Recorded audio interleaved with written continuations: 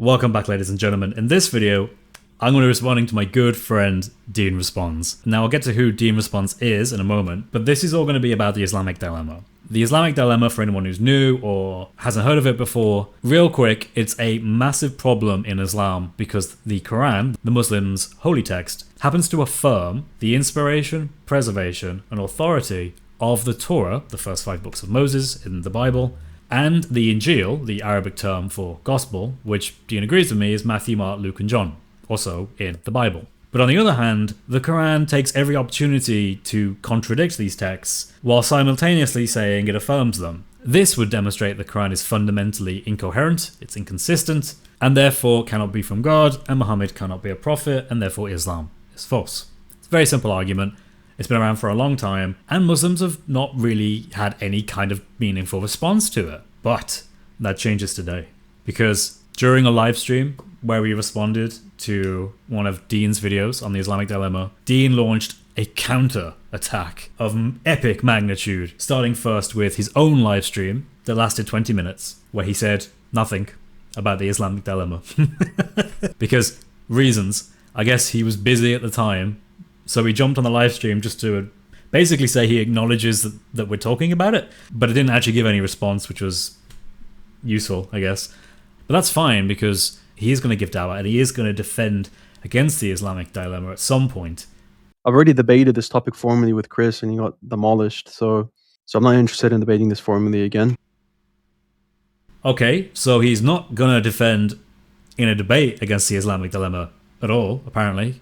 Me and Deen actually had a debate long ago. It was one of my favorite debates. To this day, I look at it with great glee. We had some epic moments where Deen admitted there was no evidence for his position whatsoever. Okay, so Deen, do you have any manuscripts of either the Islamic Torah and Injeel?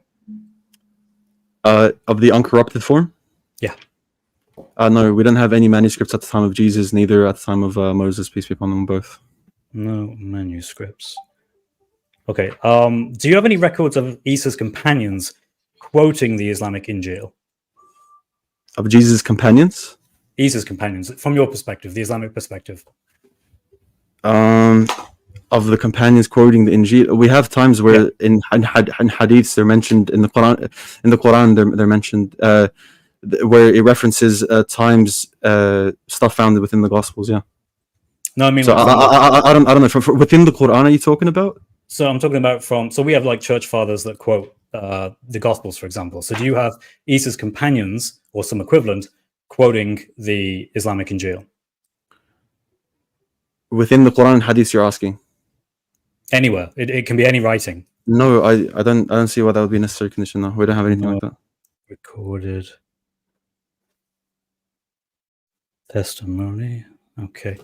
Do you have any evidence at all of any Islamic Injeel or Torah?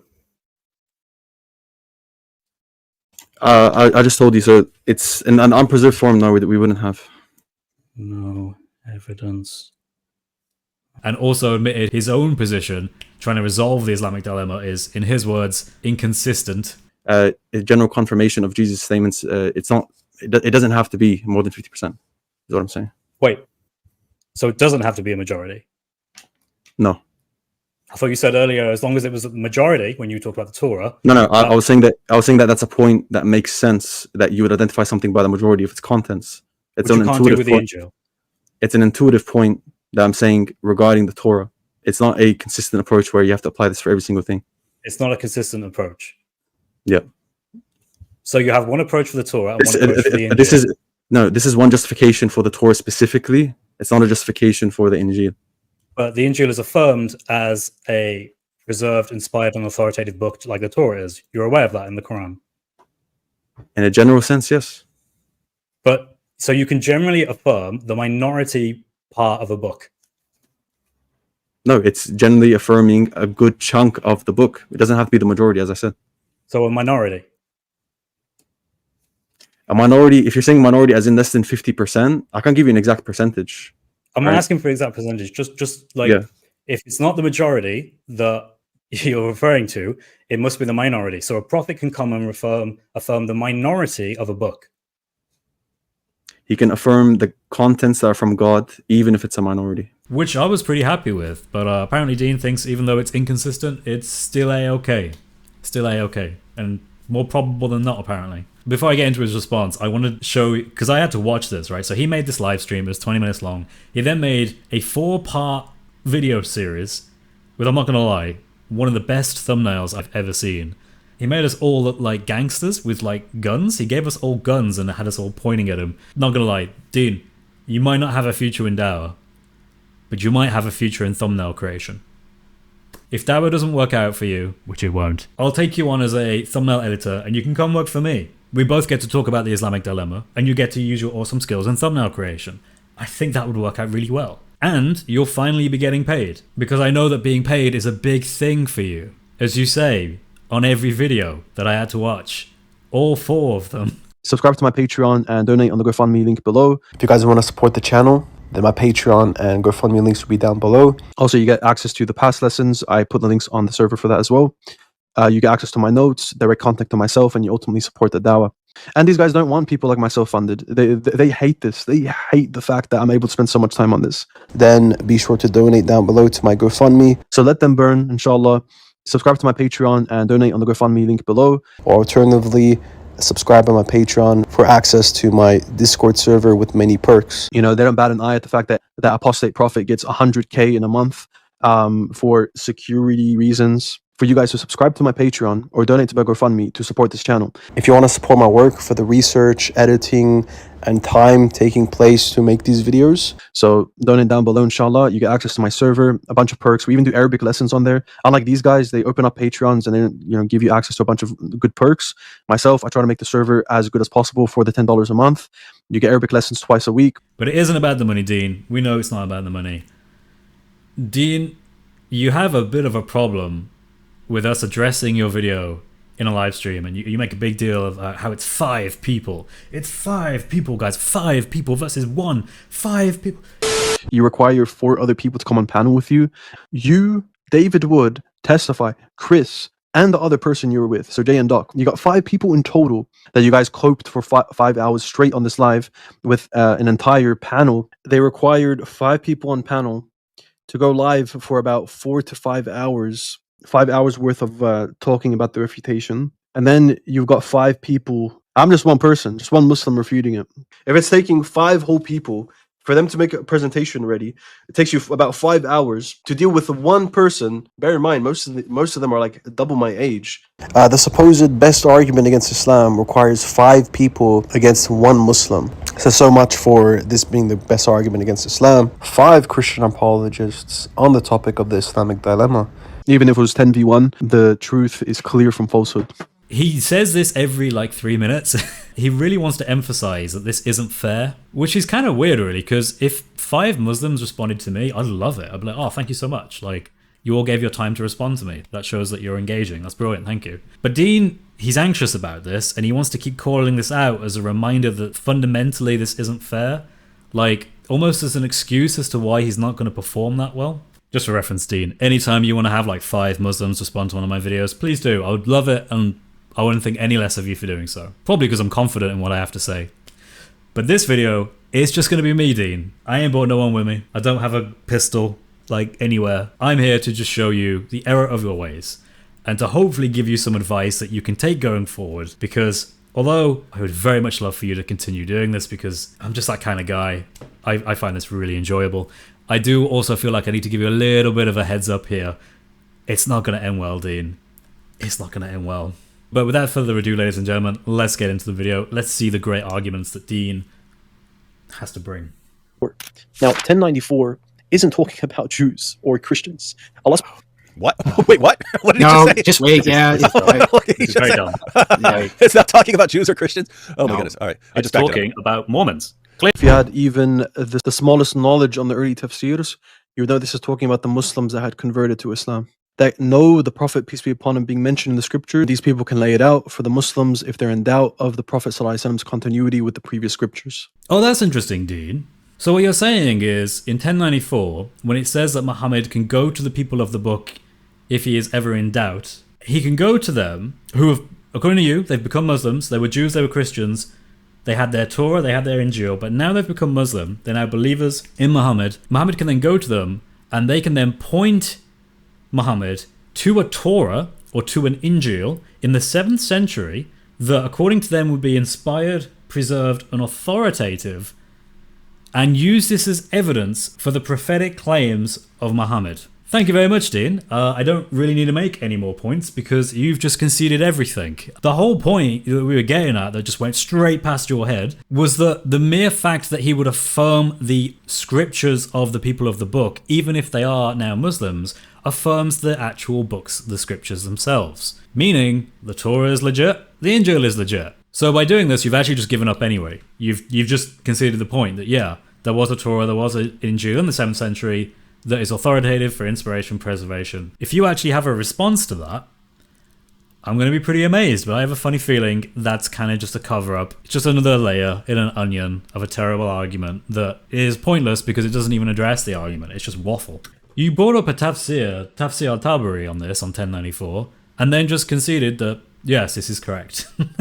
But he tries to make a big deal. It's like, wait, but they're Muslims, guys. They're not just Christians and Jews that deny Muhammad. They're Muslims. Fine. How does that help you?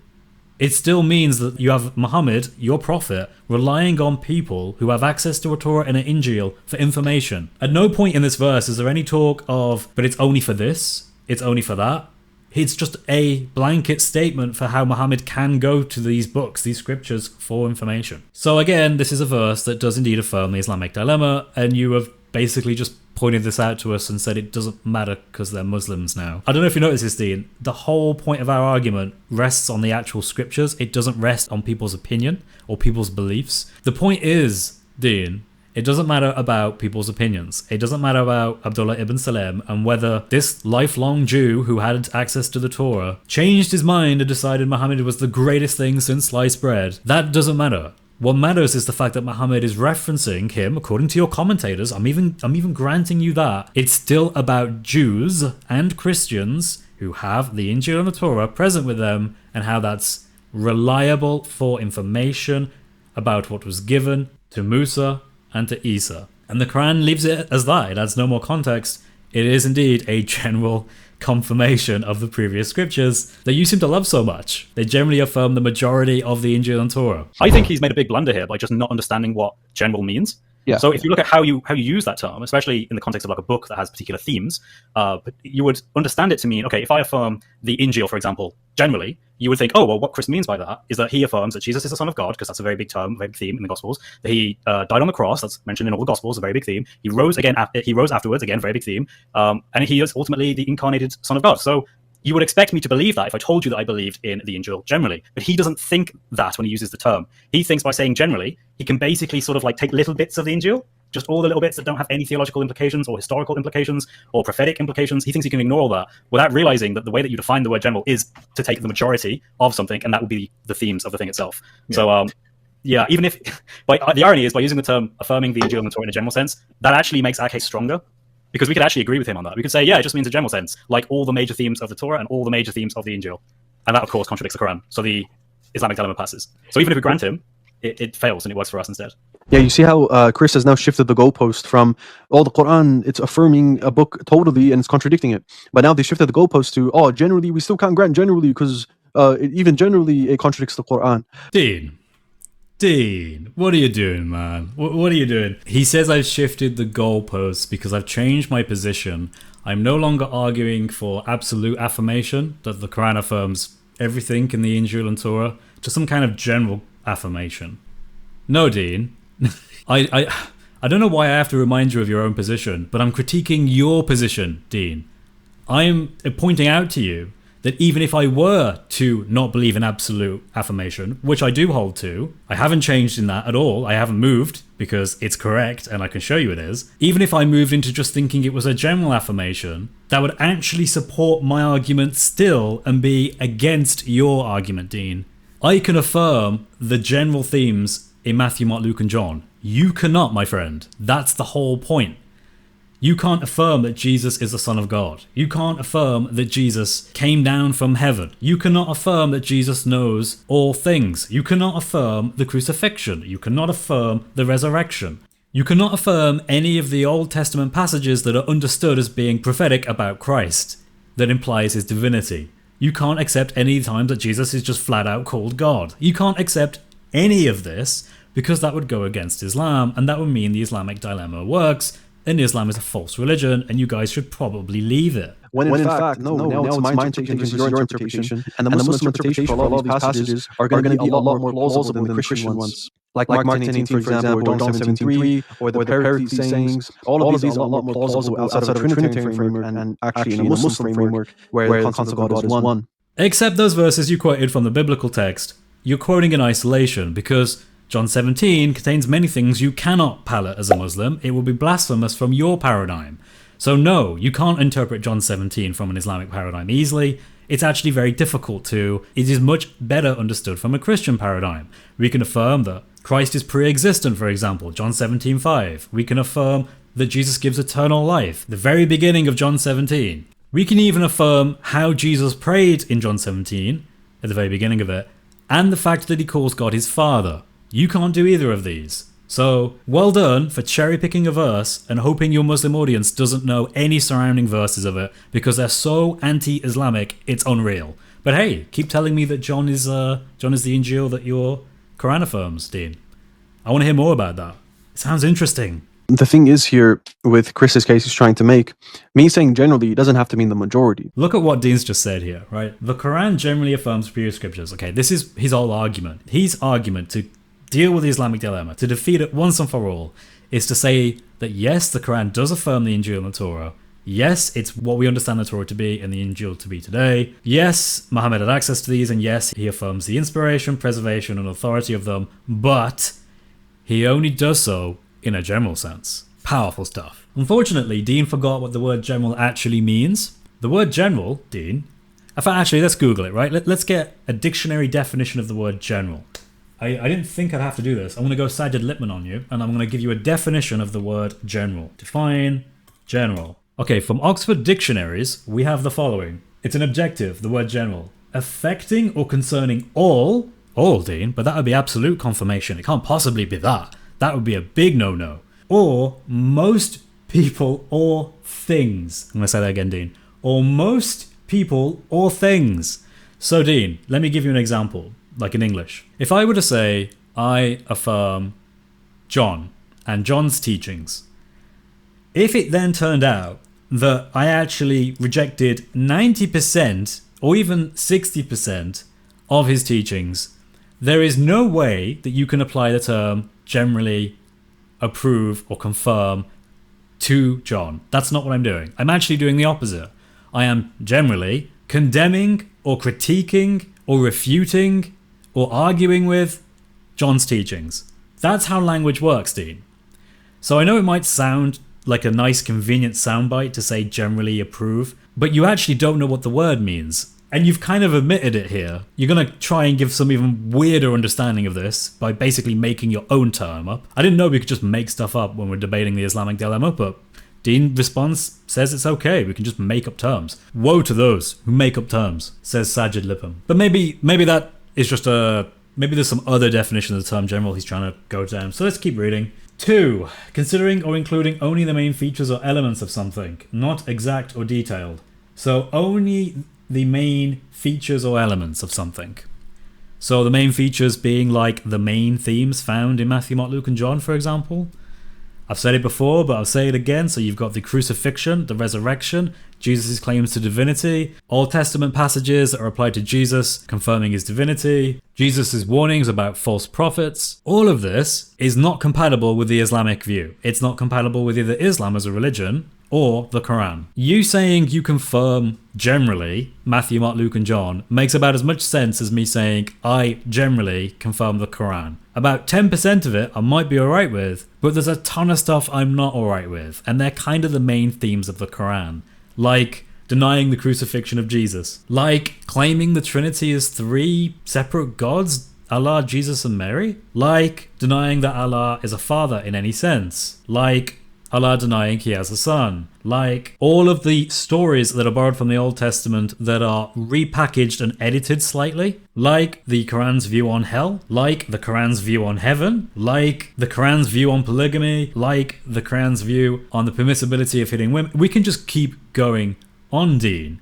I don't confirm the Quran in any general sense. Just like you don't actually confirm Matthew, Mark, Luke, and John in any general sense either. And if you actually did, you would be handing us the Islamic Dilemma because you would have affirmed all these doctrines. Sorry, Deen, but you gotta know language before you respond to people. When I say generally, all it could mean is there's a set category within the Injeel or within the Torah that Muslims then generally believe in. Okay, so now what he's saying is, he doesn't mean generally in the way that English-speaking people actually use the word, so thank you for doing that, Deen. He actually means it in this totally new way that he's just contrived, that's totally ad hoc to solve the Islamic dilemma, that would never be applied to anything else, which is beautiful. I love it when people throw ad hoc, totally derived, inconsistent explanations for, I was going to say general words, that's kind of funny, the general usage of the word general, just to try and slow down the avalanche of apostasy. But let's unpack what he said here. It's gold, it's gold. I gotta play it again, actually. When I say generally, all it could mean is there's a set category within the Injeel or within the Torah that Muslims then generally believe in. I don't know why he seems to struggle saying this. Like, I think he knows it's nonsense. I think he knows, like, subconsciously that what he's saying is so contrived and not even really an answer. First of all, notice he says it could mean. He's not even arguing it does mean this because he knows it's ridiculous. He just says it could mean this. Ladies and gentlemen, here's how you spot when someone has lost an argument. Anyone can, if they really wanted to, just keep giving you different ideas and different explanations, and they can contrive it until the cows come home. What you're looking for is someone who can present something that seems probable and consistent. That's what the Islamic dilemma is. It's the probable and consistent problem the Quran faces. Deen is asking for you to believe something that is crazy and mental that you could believe in, but no sane person actually would. He's saying you could believe that the Quran is actually just talking about a set category, or categories, when it means general. So let's go back to looking at Matthew, Mark, Luke, and John as our example. When I listed all those themes that were blasphemous from an Islamic paradigm that supposedly DeenResponds agrees with in some general way, he's like, no. I don't mean most of this. I actually just mean very specific subsections of this that have tiny amounts of the gospel that I can give an understanding of that might work with Islam. And what's interesting is he actually says, out of these different subcategories that he's now cherry-picking into completely arbitrarily because he knows he's screwed up, he's then saying, I'm going to affirm generally those subcategories. So he's not even saying he affirms the subcategories completely. He's just saying, I affirm some of what's in these subcategories and reject the rest. But remember, he said that when he uses the term general, he doesn't mean the majority. He can mean the minority. So he can affirm the minority of themes in these subcategories, and then out of those subcategories, he can pick and choose verses and affirm the minority of them. In other words, he can reject the majority of his own cherry-picked themes and still believe he can call this a general confirmation. That's like me saying, I can generally affirm the Quran only if I pick certain subcategories, like, for example, the Quran's view of Jesus, and then I'm going to get all the verses that are in that subcategory, and I'm going to disbelieve in the majority of them. And I'm only going to believe in like 2, but that's okay. I still believe in the Quran, generally. Oh, the amount of mental gymnastics. Deen, just watch your own video. Go to that part of the video and just listen to what you actually said. Not only is it not logical and doesn't conform to anyone's understanding of the term general, so congrats, you've just argued yourself out of your own view. You've just definitionally argued yourself out of your own position because you didn't know the English language well enough to know what the term general means. I swear, in this video, if I have to say general one more time. Like, for example, monotheism, believing in God's laws, working with God's laws. He gives the example of monotheism as a subcategory he generally believes in. Bro, you would still have to throw out most of the stuff in there. You take the Injeel, Jesus, when talking explicitly about monotheism, first of all, explicit statements in the New Testament about just explicitly monotheism, not that many. So you're already talking about a minority of the actual text. So well done for confirming a minority position on the text, not a general position. Second of all, if we were then to look at everything in context around monotheism, for example, the way the Gospels present it, you would have to deal with things like God is referred to as a father in this monotheism, which you cannot accept. Jesus knows all things, which in your understanding of monotheism isn't possible from an Islamic paradigm, because the Quran would reject that. So you can't accept it. Not only does Jesus call himself the Son of the Father, he also affirmed that there is a real sense in which it's appropriate to say children of Israel. What does that mean? It means that Allah, in Matthew, Mark, Luke, and John, is a father in a real sense, which you also can't affirm. I mean, the John's Gospel would be an absolute nightmare for you, because you can't accept an explicit mentioning of the incarnation, of God creating all things and then incarnating into flesh. So John's prologue just has to go. John 14 has to go, because I mean, you can't have the Father, the Holy Spirit, and the Son mentioned in a chapter. That's pretty bad. So that contradicts the Islamic understanding of monotheism on multiple levels. There is no paradigm you can use to make that work. The majority of the text you would have to throw out or take such a contrived understanding of that no one's going to take you seriously. People will just think you're joking or you've lost it. Prophecies of the Prophet Muhammad sallallahu alaihi wasallam.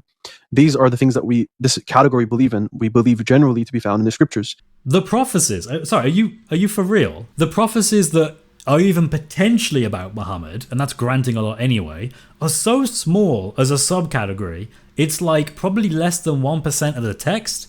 And you're telling me that because you affirm not even all of them, presumably, just some of them, you can generally affirm the Injeel. Deen, you don't even understand how language works. You don't even understand the words you're using, Deen. So let's summarize this, Deen. You have made a mistake with the term general, and you've misapplied it. Not only that, when you actually just mean subcategories, even of which it seems to me from how you're using the term general, you don't even think those subcategories need to be completely affirmed either. You can just pick and choose whatever's convenient to your position, because it's circular. But you've actually just done the opposite, which is brilliant. You've actually made an argument, Deen, that the Quran generally does not approve, does not confirm. In fact, it denies, it rejects, it disapproves, it declines, it denies the previous scriptures, which fundamentally means you've just made an argument against what the Quran says. Well done, Deen.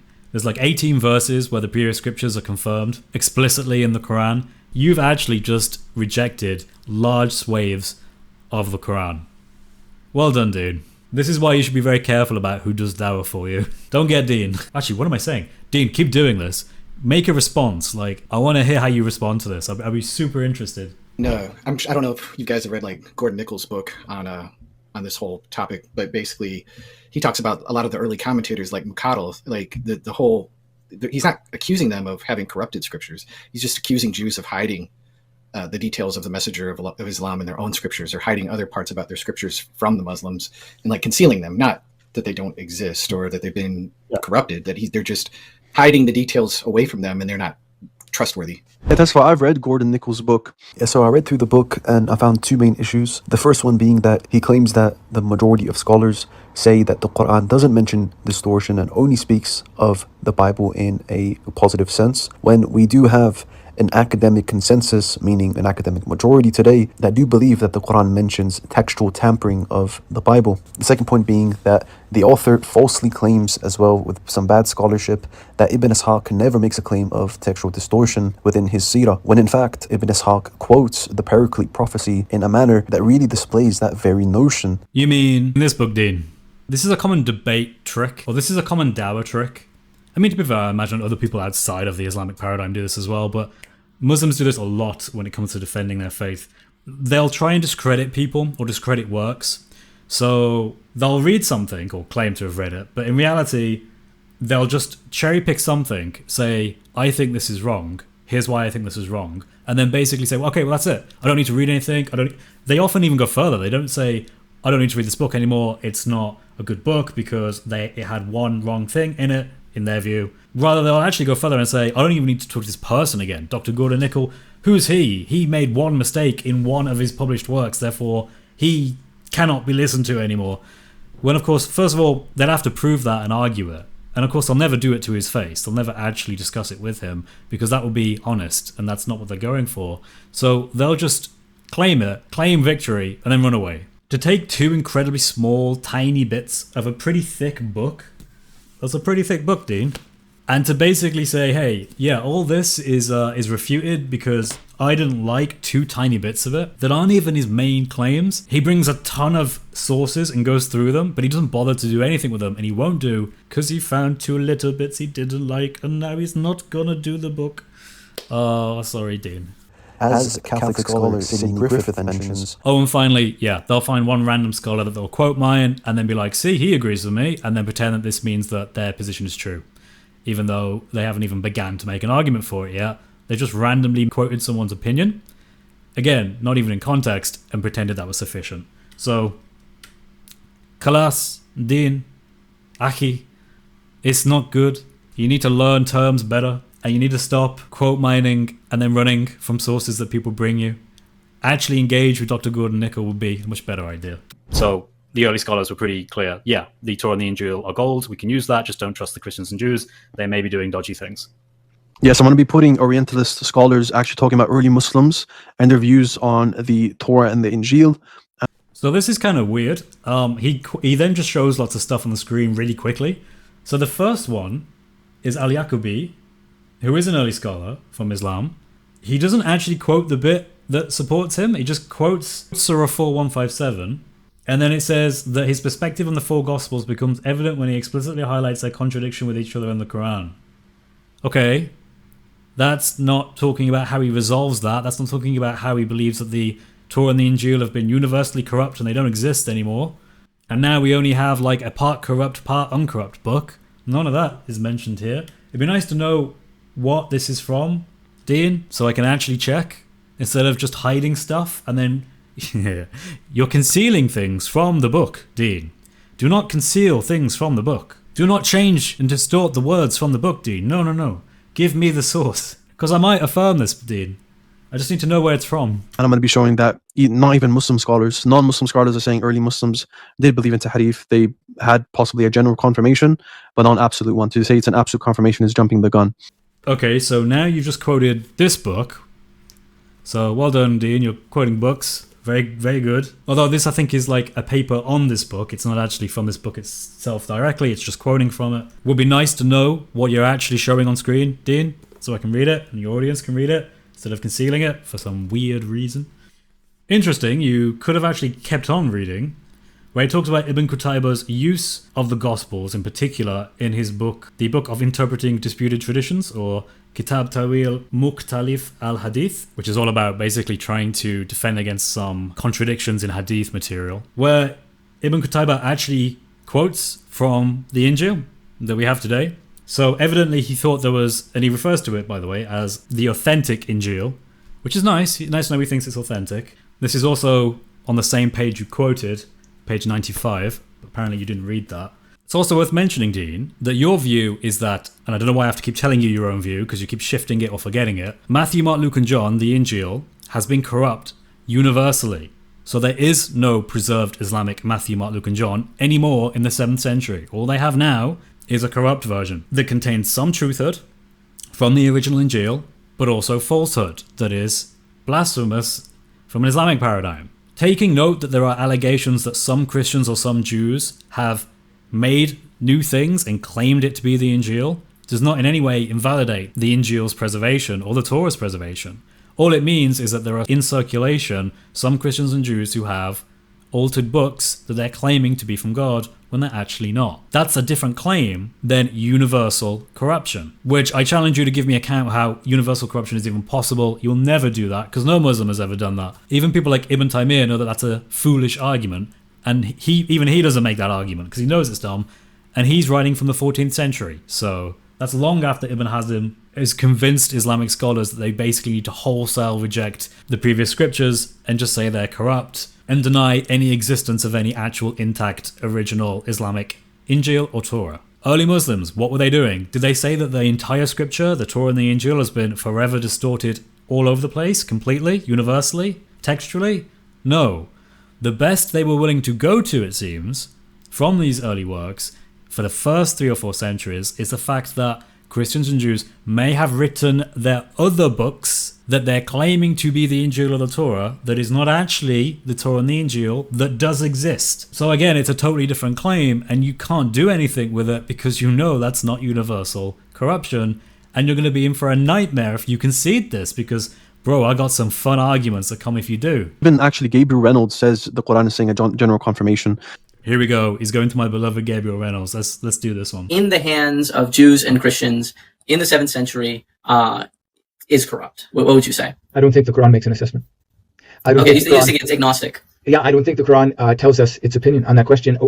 Maybe a simpler way of putting it is, I don't think the Quran is concerned with the canonical Bible at all.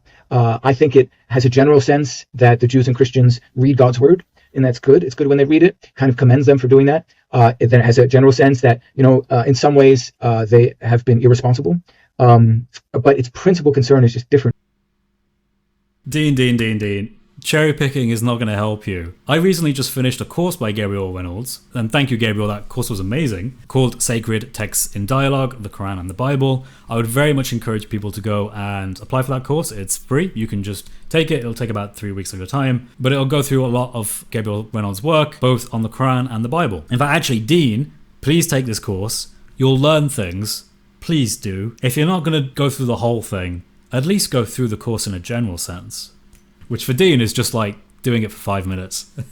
I mean, like, I did the subcategories, I affirmed the subcategory, generally, not most of it, all done. What's weird about Deen quoting Gabriel Said Reynolds, which is like bizarre to me, and bizarre to anyone who has ever listened to Gabriel Said Reynolds, who teaches Islamic studies at a professional level at the University of Notre Dame in America, one of the best universities for teaching theology, is that Gabriel Reynolds is advocating for the fact that the Quran clearly has been influenced by previous texts, such as the Syriac Infancy Gospel, the Proto-Evangelion of James, and others, including Genesis Rabbah, so on and so on. And he's saying that the Quran doesn't seem to care that the Injeel is just Matthew, Mark, Luke, and John. Gabriel makes an entire video called Biblical Inflections in the Quran, where he gives arguments as to why the Quran is aware of Matthew, Mark, Luke, and John, and actually paraphrases them. Oh, Gabriel also says in the same video that the Quran is actually paraphrasing Paul and Paul's letters.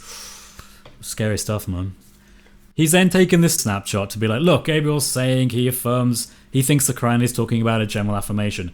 Yeah, general in the sense of the canon. So in other words, the Quran is actually pretty open to what is the Injeel, Deen. So for example, in his Biblical Inflections video, he's saying Matthew, Mark, Luke, and John, and he gives his arguments for that. I use those arguments, and I think you would accept them. Maybe not about Paul. But then he goes on to talk about other things the Quran seems to think are the Injeel. Things that are very difficult for you, because some of these works are pretty blasphemous. For example, the Syriac Infancy Gospel starts off by declaring belief in one God, Father, Son, and Holy Spirit. Whoops. But it's okay. I guess you don't affirm that bit, right? Just some other stuff that was divinely revealed. Like a few centuries before Muhammad. Which is obviously just the Infancy Gospel of Thomas that most scholars agree is dated 2nd century. Most scholars think it's pseudepigraphal. It doesn't actually come from the disciple Thomas. So there's not even any rational grounds to link it to one of the apostles of Christ, or companions of Isa as you would call them. So you don't even have that. There's literally, you have no argument, no evidence. It's baseless, but you're desperate, so you're trying to quote mine Gabriel. My boy Gabriel. The same Gabriel Reynolds who went on Capturing Christianity's YouTube channel and literally made a video explaining how the Islamic Dilemma is, in his words, a big problem for Muslims, and you're pretending he doesn't have that view? Nobody should continue to take this argument seriously. I mean, it's a big problem, Cameron, and that's the first bit to say that, it's kind of a knot that's difficult for scholars to undo, for Muslim scholars to undo. All right, you just heard it. That was Gabriel Said Reynolds. He's a top scholar of Islam, and he straight up calls this a very big problem for Muslims. Either you're ignorant of this and don't actually watch his content. Fun fact, I don't think you do. Or you're just concealing things, Dean, instead of revealing them, and you're twisting Gabriel's words, you're taking his words out of their places, you're changing them. These words that you then claim are Gabriel Reynolds when they're not really, they're just cherry-picked. My gosh, you can have so much fun using this kind of term. So where does this leave us, Deen? Let's be real here. You can't actually give a probable alternative to the solutions we're giving to the Islamic dilemma, which is that Muhammad is just a false prophet who didn't know what he was confirming. Instead, you go to inconsistent, terribly defined terms that you actually are masquerading for the fact you actually don't believe the Quran is confirming these scriptures. You believe it's disconfirming it in general. You haven't properly done research into this. I suggest you buy some books and you read them. It will be really good for you, edifying for you, Deen, at the very least. You don't need money. Well, actually, I suppose you do. If you ask me nicely, I could send you this. I have no problems doing that. And I mean that, like, sincerely. If you asked me, I would actually send it you. Pivoting to the Bible to get away from the Islamic dilemma, it's a classic response. It shows your weakness, your anxiety when it comes to defending the Islamic dilemma, and it shows you're not really confident. I mean, I hope you do a response to this. I'd love to watch it, Deen. Regardless of everything and all the insults and the may they burn comments you made in these videos about us, which is, you know, lovely. I don't hold any ill will. I think you're a useful person. And I think that this is a great dialogue because it allows me to talk about my position, which I'm confident in, Deen. Which is why, Deen, I have no issues with debating anyone on the Islamic dilemma because I know my position is true and I can defend it. But either way, ladies and gentlemen, I hope you found that video interesting. I hope that's been edifying to everyone who is watching, both Christian and Muslim. To all the Muslims out there, get a better da'i. I think Deen is probably one of your best, unfortunately. But if you can find someone better, I would encourage that and I would relish the opportunity for dialogue. God bless you all. Have a lovely day, and that includes you, Deen. Take care.